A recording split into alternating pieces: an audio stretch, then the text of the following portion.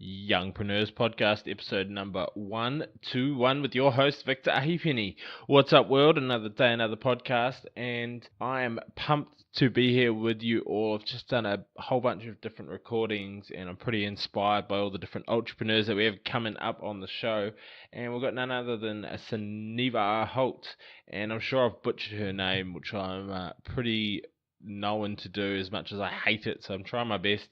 And she's a multi-millionaire. She's made most of her money through the property market, which she had a passion since from when she was really young and bought her first house. She shares with us what she's doing now outside of the property market in regards to the food world, coaching, speaking, and just nailing social media. And don't forget being a mum, because with all that extra spare time that you have when you are a mum, I'm just kidding for any of you mums who are throwing me evil looks at the moment. So make sure you check this out. It's an awesome episode.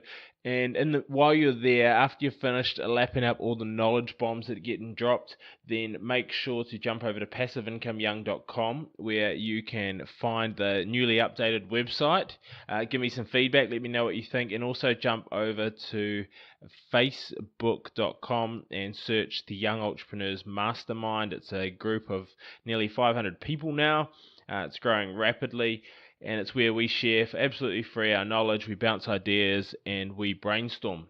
So I would love to see all of you over there. In the meantime, guys, sit back, relax, and enjoy.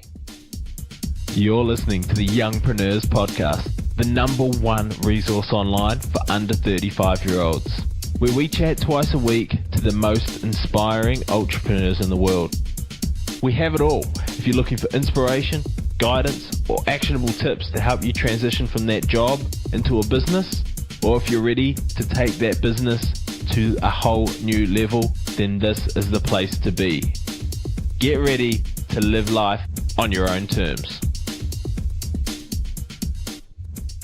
What's happening, Youngpreneurs? Victor here with another episode of the Youngpreneurs Podcast, and I am stoked that you are joining us. We've got a superstar on the line as always. We've got Sunniva Holt. I'm pretty sure she just told me how to say that and I've said it wrong already. But she is a serial entrepreneur. She's based out of Auckland, New Zealand, but is often around the world. She's a property developer, multi-millionaire, speaker, author, coach.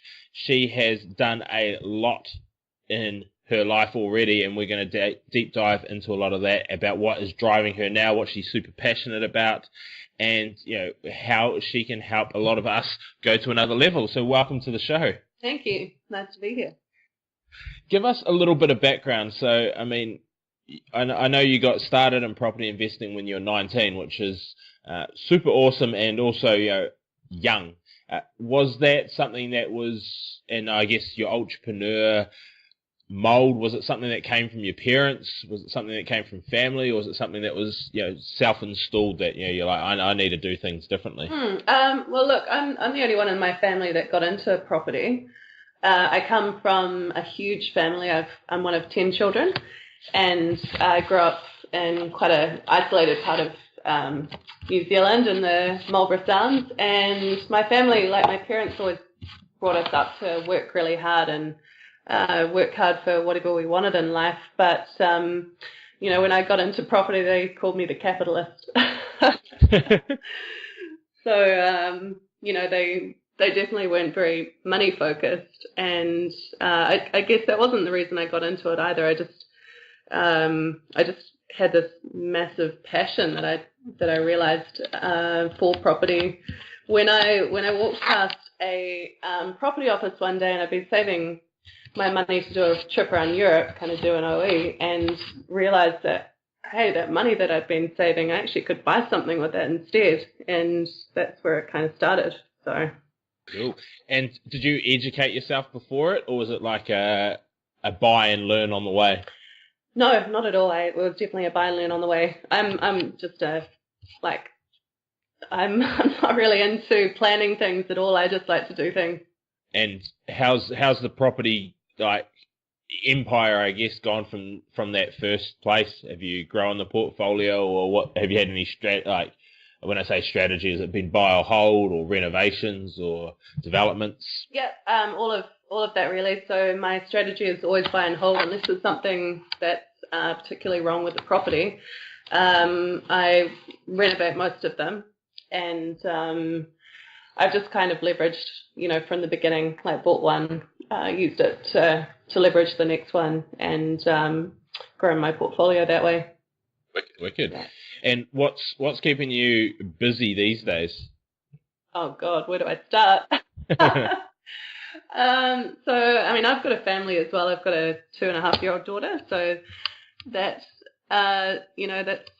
that keeps me very busy. But aside from that and my property stuff, I also do a little bit of coaching. I create some online programs, and I've also built a bit of a brand around food, because I turned vegan about 3 years ago and started documenting my journey on social media, and it really grew into quite a big thing, I guess you'd say. So that's been a business in itself as well. Cool. And how's that evolved into something? So from I guess documenting your journey, how's it evolved into, I don't know, products or coaching or whatever? Was it people reaching out to you, or did you say, I need to take advantage of this? No, it was definitely people reaching out to me. My social media just grew so fast. I don't know, I think it grew like to 60,000 in the first year or something like that, and I just had people emailing me constantly, so I started working with brands and creating content around products. Cool. And so 60,000 people is like, that's some pretty meteoric growth. Was there any strategy, or was it just being, kind of you out on camera and just putting it out there? I don't know. Was it on camera? Was it blog posts? Was it? Mostly just social media, to be honest. Instagram was my main platform. So it really was just posting, what I was making, what I was doing at the time. I didn't have any strategy. I never do. Strategy's not my thing. I just like to roll with it. And how did is going into that kind of the vegan brand, what is it that you offer to people? Yeah, I mean, I guess people, the reason, first of all, that I got into the whole veganism thing was I just had a really bad pregnancy. I was really sick when I was pregnant. And I think people really identified with my story and why I was doing it from a health perspective. And then it was really about, I love photography and just creating beautiful food. And people just were really, really into it. So cool. And so, do you still coach people in that space, or do you promote products through it, or? No, not so much. No, I try not to coach people on health. It's not something I'm trained in. I can only offer advice from my experience. Yep. I'm not a professional. What did you do after school? Did you do any tertiary education, or did you just work away and then start with the property side of things? I actually studied journalism, which I was really into writing, but I realised quite quickly during doing that I was not going to be a journalist. It's turned in over the last few years. It's turned into a bit of selling your soul to get clicks and that sort of thing on with a lot of these journalists, which I think they all started with different aspirations, many of them, to what they're doing now. Yeah. And with that, what sort of coaching are you doing now? How are you filling that void and that time, and how did that all come about? For like personal development stuff, you mean, or? Yeah. Mhm.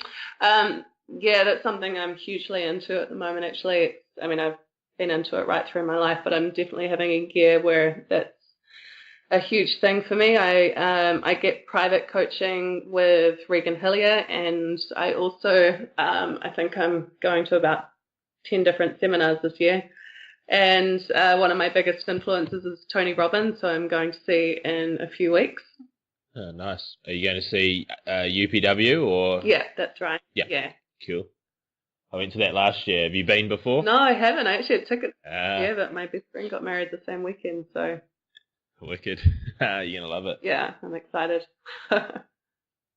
And so are you coaching people in that space as well? Yeah, so what I realized in the last few months and getting into the whole like mindset work is that something that, it's just changed my life so dramatically that that's something that I really want to help teach other people. So that's my focus at the moment, and I'm training to be a coach. So I have started doing a bit of coaching, and I love it. It's amazing. Cool. What area, or I guess who's your target market? If you're going out there, who's the people that you want to work with, and and why?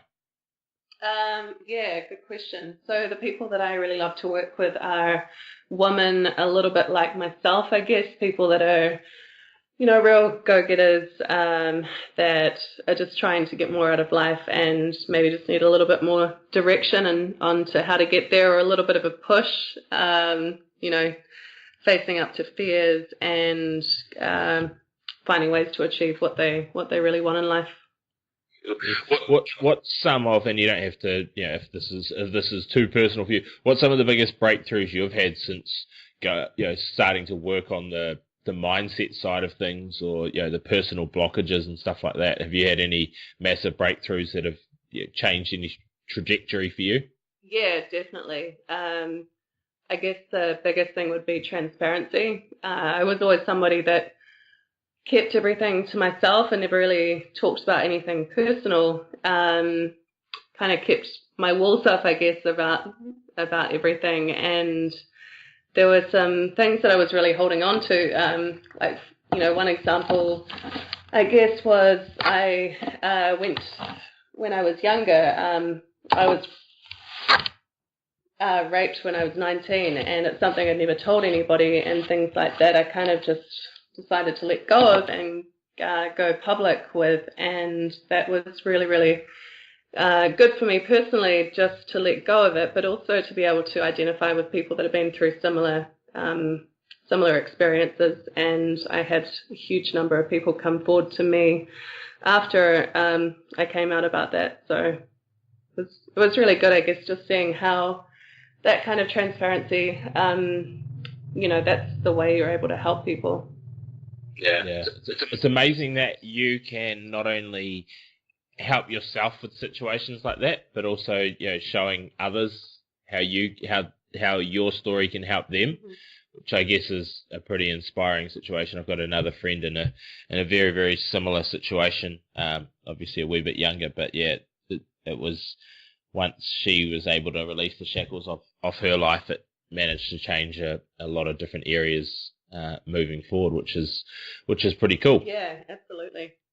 And I mean, kudos to you to be, to taking those steps. It's a pretty daunting thing at any time, but especially at the time when you're thinking about doing it, and then usually it opens some huge and amazing and exciting doors.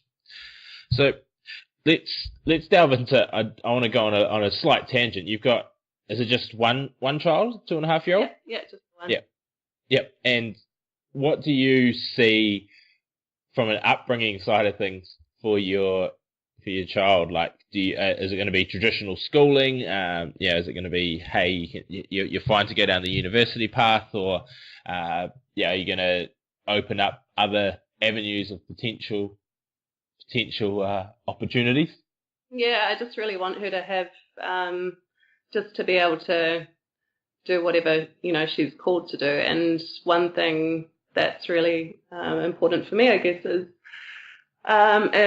being educated through different ways and not just the standard, system. So one of my goals is to take her overseas for a year and put her into a foreign kindergarten. Probably France is the plan. Yeah. And yeah, just so just to be able to give her any kind of experience possible and see where she wants to take it. I don't think there's the right path or a wrong path for anybody. It's just where you're called to go. Yeah, and a lot of it's giving them the opportunity to have those experiences. And I mean, coming from New Zealand myself, I think New Zealanders and Australians are extremely culturally naive Hmm. when it comes to. I'm not saying that we're racist by any stretch. It's more that you go over to say the UK or Germany and or Europe and things like that, and they speak multiple languages, and it's just like a second nature. And I think understanding languages, you start to understand the cultures, and it just gives you a bit better perspective on the world. And I think that's something that needs to change in part of giving you a well-rounded education is you actually need to learn about people and cultures and things like that, because it definitely does make the world a better place. 100%. Yeah, she's actually in Kohanga at the moment, so she's learning Māori. Ah, cool. My nan used to teach at a Kohanga, so Cool. I was through there as well. With obviously a 2.5-year-old, what does a day look like for you from looking at your business side of things, family side of things, and just fitting in everything else in between? What would as best you could explain it, a normal day look like? Yeah, my day starts really early because that's I'm really productive early in the morning. So I get up around 4 o'clock, and that's when I do a lot of like my mindset work and get my other work done before the rest of the family gets up, and while I have kind of some peace and quiet.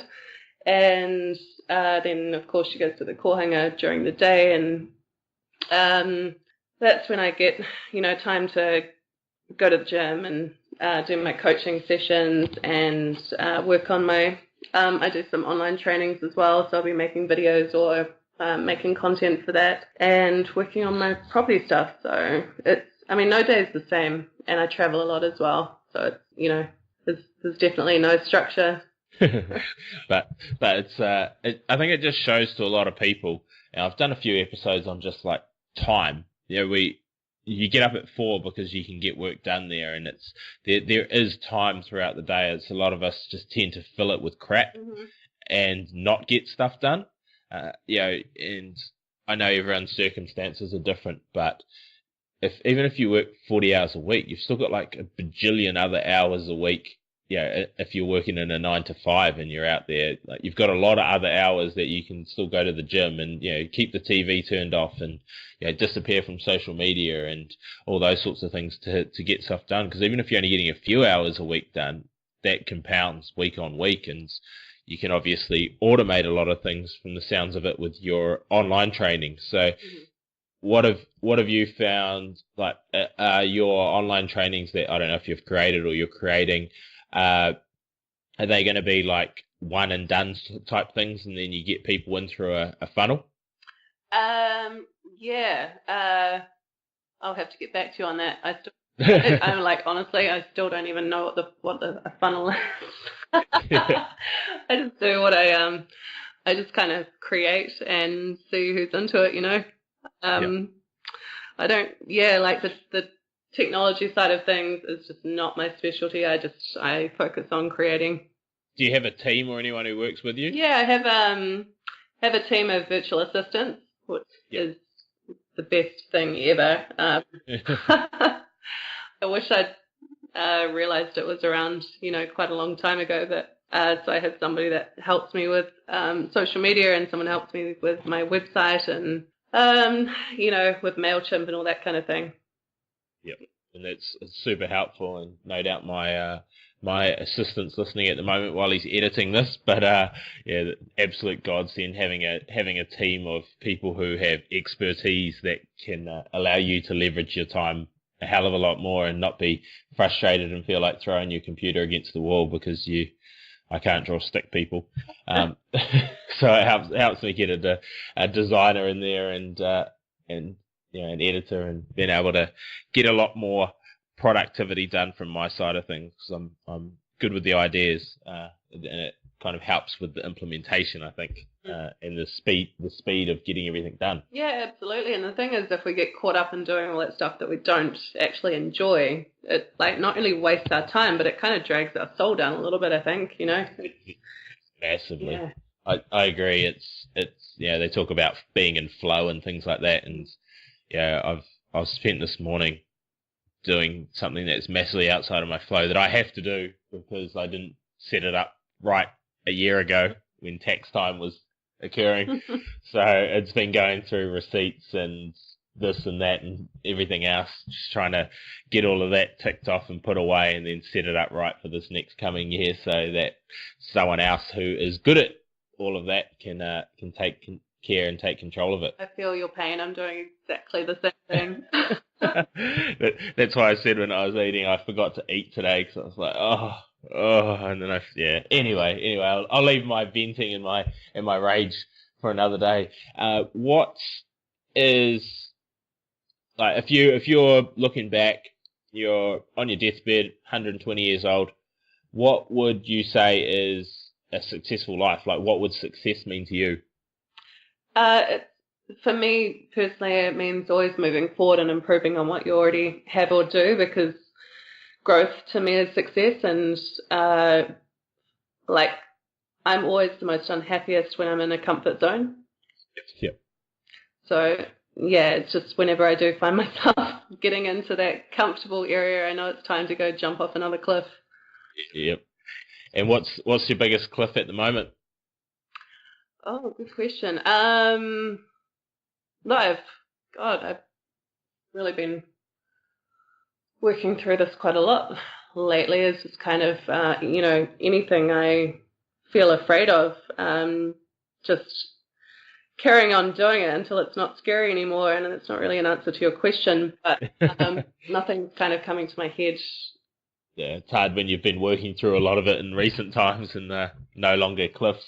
Yeah. I'm sure you'll find once you level up to the next level, there'll be something else that jumps in the way that you can. Oh, absolutely. There's always something that you can jump off. Yeah. Now, let's.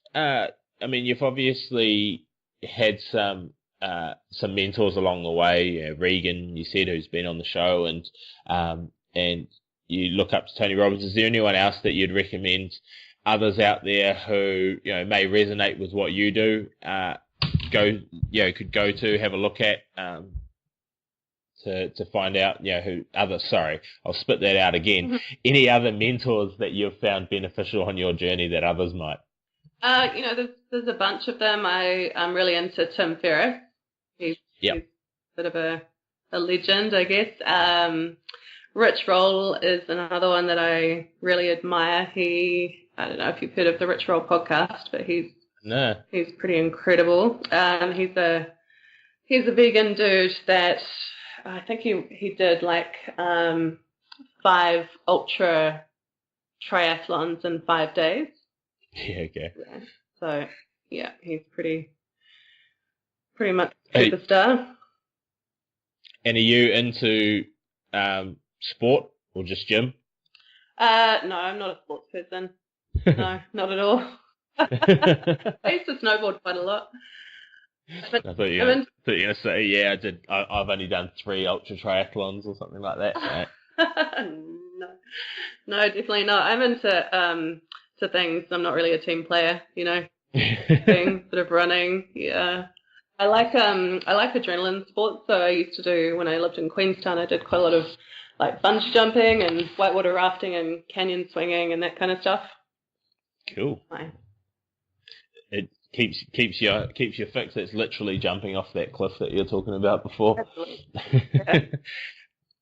And so, just to round up last few questions, what are a couple of books or resources that you'd recommend anyone out there to have a listen of or have a read of?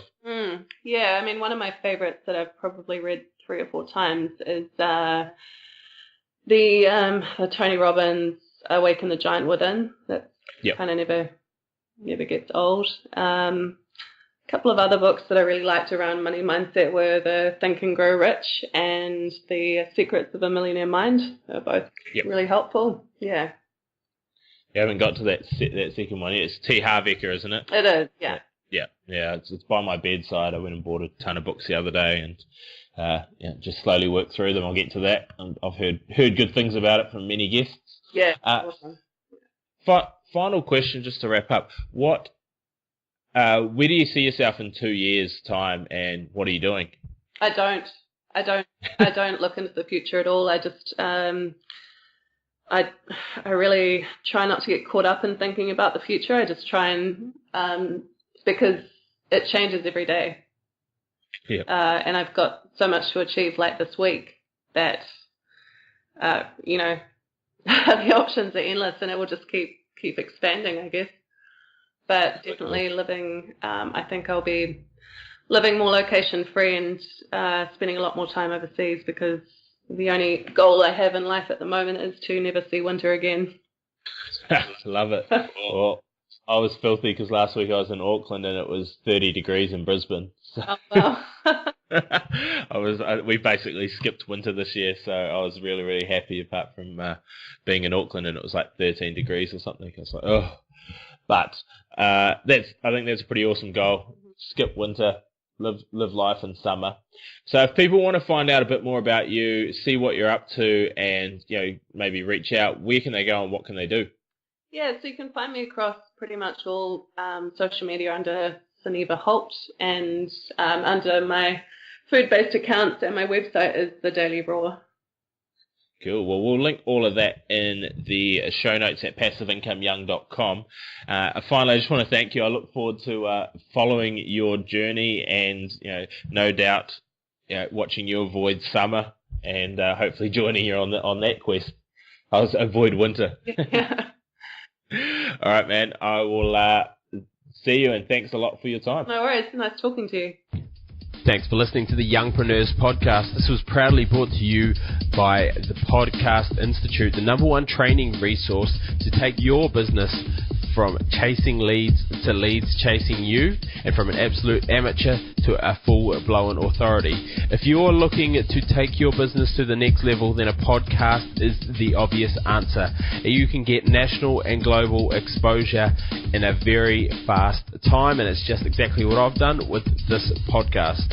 So if you want to find out more, get a checklist on how you can get started for under $60, and to find out more through a small training video that I've prepared for you all, then please check out passiveincomeyoung.com/podcast training.